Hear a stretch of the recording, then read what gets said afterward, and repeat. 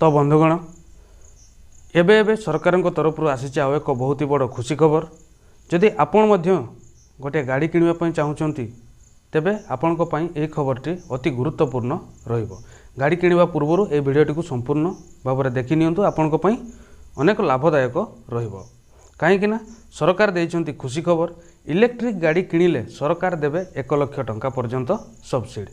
जदि आपण इलेक्ट्रिक गाड़ी किणुछंती तेबे से इलेक्ट्रिक गाड़ी उपरे सरकार 1 लाख टंकार सब्सिडी प्रदान करेंगे। तो कौन रही खबर तार संपूर्ण तथ्य मुझे वीडियो माध्यम दवापाई जाऊँगी। जानापी भिडियोटी को प्रथम शेष पर्यंत देखूँ। भिडियो जदि भल लगे ताले भिडियोटी को लाइक करेंगे। चैनल रे नुआ थिले एबे ही चैनल को सब्सक्राइब करी पाखरे थिबा नोटिफिकेशन आइकन को ऑल रे सिलेक्ट करदेवे।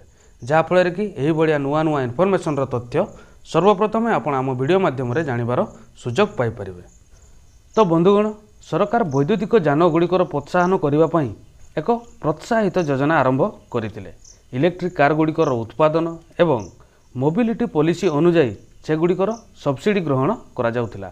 यह पूर्वर 2022 मसीह लागू हो जाइतिला, किंतु वर्तमान सरकार हाइब्रिड यान गुड़िकर सड़क टिकट छाड़ कर देइछंती। जो जानर आपण जानिथिबे गोटे गाड़ी नेले तार टैक्स दबा पई पड़े। वर्तमान ये हाइब्रिड इलेक्ट्रिक हाइब्रिड कार गुड़िकर तार टैक्स वर्तमान सरकार छाड़ कर देइछंती। जहाँपर कि ये हाइब्रिड कार गुड़िकर बिक्री वर्तमान समय अनेक अधिक होउछि, बिक्री बहुत अधिक हो जाइछि। किंतु वर्तमान सरकार आउ एक बड़ उपहार दौरान ये कार जो मैंने किणवाक जाउछंती सेमानक पई आउ गोटे बड़ उपहार देवाई जाउछंती। वर्तमान वैद्युतिक यान क्रय उपरे जो पूर्वर जो सब्सिडी जो रिहातिर अवधि थिला ताकू वृद्धि करिसेंती सरकार। केवल सेतिकी नुहे, केवल इलेक्ट्रिक कार पाई नुहे, जदि इलेक्ट्रिक आपण 2 चकिया यान मध्य नौछंती ता उपरे मध्य आपण सब्सिडी पाई परिबे।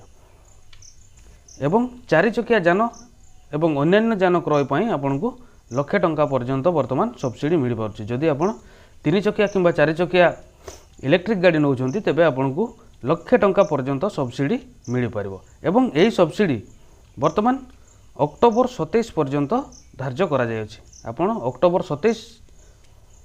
2027 मध्य जदि आपण गोटे ईवी नौछंती से 2 चकिया हो, 3 चकिया हो, 4 चकिया हो, जदि गोटे इलेक्ट्रिक गाड़ी नौछंती तेबे आपनको यही सब्सिडी मिल पारिबो। जदि आपणकर एमिति किछि प्लानिंग अछि आपण निश्चित भाव में गोटे ईवी नहीं पारे, गोटे इलेक्ट्रिक गाड़ी नहीं पारे। वर्तमान समय इलेक्ट्रिक गाड़ी प्रायतः बहुत मात्रा रे तार बहुत मात्रा रे लोक नौछंती। आपण मध्य गोटे नहीं पारे एवं यही सरकारंकर ए जो सब्सिडी लाभ उठाई पारे। वीडियो जदि भल लगे ताले वीडियोटी को लाइक करदेवे एवं आपणकर सांगसाथी मानक सहित शेयर मध्य करदेवे।